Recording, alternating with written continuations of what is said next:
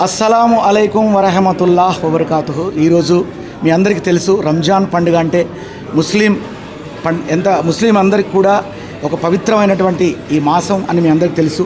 ఈ మాసంలో అందరికి కూడా రంజాన్ పండుగ రోజు ఈ దేశంలో ప్రతి ఒక్కరు కూడా ఆశీర్వదించబడతారు.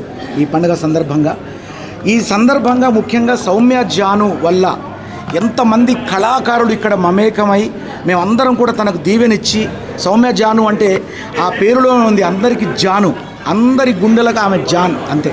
ఎంత అద్భుతమైన మనిషి అంటే పాజిటివ్ మెంటాలిటీ, చాలా చక్కటి చిరునవ్వు, మంచి సాంప్రదాయబద్ధమైనటువంటి గొప్ప అమ్మాయి ఆమె, చాలా మంచి కళాకారిణి.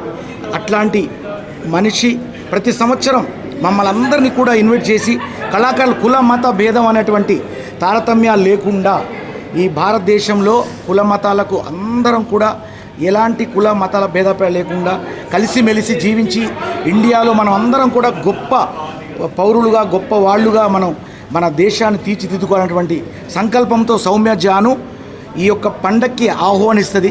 మా ఇంట్లో మేము ఒక్కొక్కసారి సేమియా కూడా తాగకుండా నమాజ్కి వెళ్ళి, ముందు తాగాలి కొంచెం ఫార్మాలిటీస్గా, మేము నమాజ్ చదివే ముందు సౌమ్య జాను గుర్తొస్తుంది. ఎందుకంటే అక్కడ సూపర్ డిన్నర్ ఉంటుందని కళాకారులు అందరం ఫోన్లలో మాట్లాడుకుంటాం, ఇవాళ సౌమ్య జాను డిన్నర్ ఉంటుందని, లంచ్ ఉంటుందని.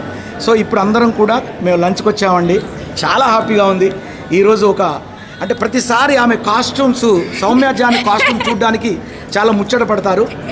ఆమె చిరునవ్వు ఎలా ఉంటుందో ఆమె కాస్ట్యూమ్ అలాగే ఉంటుంది, ఆమె గుణం అలాగే ఉంటుంది. సౌమ్య జాను అంటే అందరికీ జాన్. గాడ్ బ్లెస్ యూ అమ్మా. పాయా ఓకే. ఈ సందర్భంగా పాయా కూడా ఇక్కడ మా అందరికీ అవైలబుల్ ఉంది ఇవాళ.